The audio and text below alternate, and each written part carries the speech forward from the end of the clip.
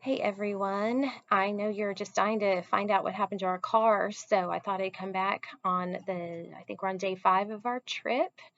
This is the mom vlog, and it's me now, not funny Chris.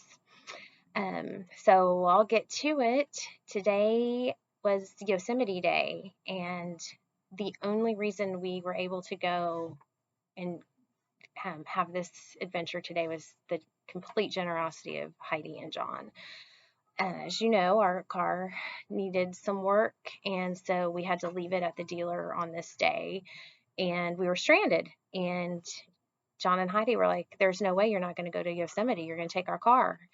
And so, after we waited a couple hours to see if that was indeed going to be what has to happen, it's what did happen. We had to just leave the car.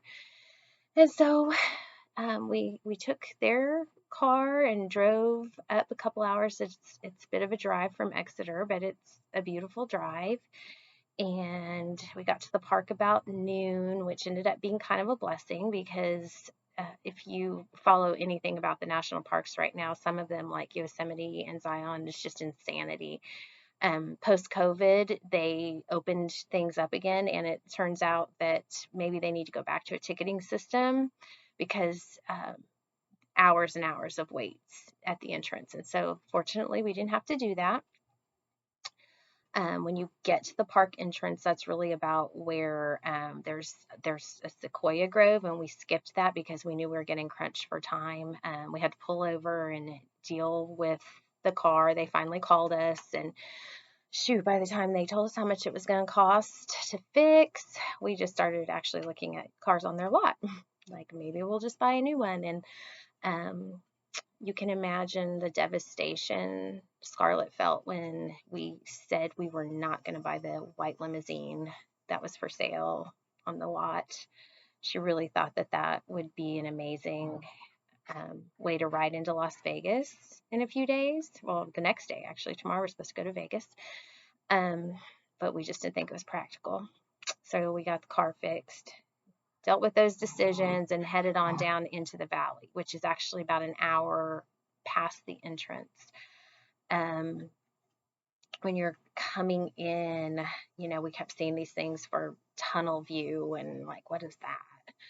And you know what it is because you go through a tunnel and you come out and you see about the most spectacular view you've ever witnessed in your life. Like you could hear the pin drop in our car and then the gasp. Just beautiful pictures don't do it justice. Incredible. So that's a tunnel view. And then you keep going down to the valley, and at this point, I can tell that weather is coming in, and I'm freaking out a little bit. If you know me, and especially with my water safety and lifeguard background, I just don't mess with lightning. Just don't. So I broke all my rules on this day. We did live to tell about it, and therefore it is one of our favorite days because by the time we parked and headed up our the mist trail, which was our goal for the day, to just do that really quickly, it was just full on thunderstorming, lightning everywhere. We were under canopy for the first part of it, but then you just can't help it. You're just walking right up next to a waterfall with metal railing, and it's pouring rain, and the kids just kept like, "Mom, let's keep going. Can we keep going?" And I finally was like, "Yeah, let's just go. I guess if we die, we die. We'll die together." So we had the best time going up that part of the trail. We didn't go all the way to the top. Actually, that's where you get to Half Dome. And I think Half Dome is really where you die from lightning strikes. Like there were signs that were saying, if it's lightning, don't go.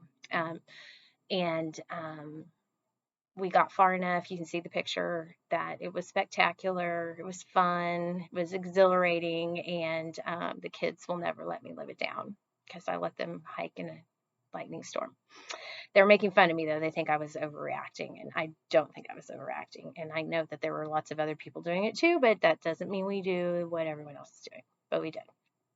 And so we got back down, and we were just soaked and filthy and muddy, and didn't really do much else there because it was starting to get late.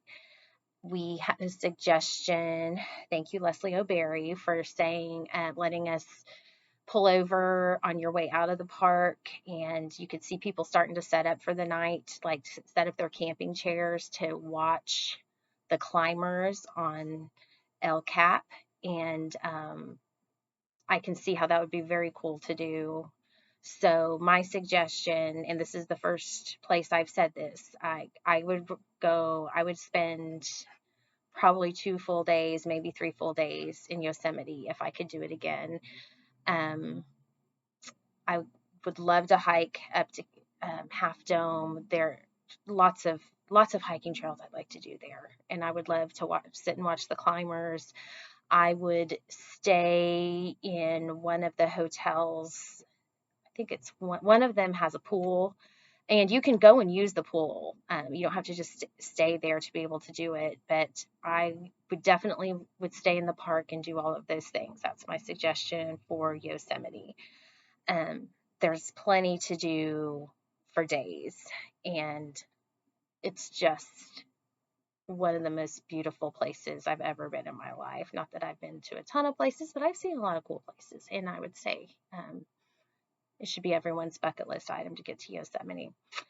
Um, we left and got back pretty late, but it was a fabulous day, and we are again so grateful to Heidi and John for letting us use their car, because we would have just had to miss this day. It's just all there was to it.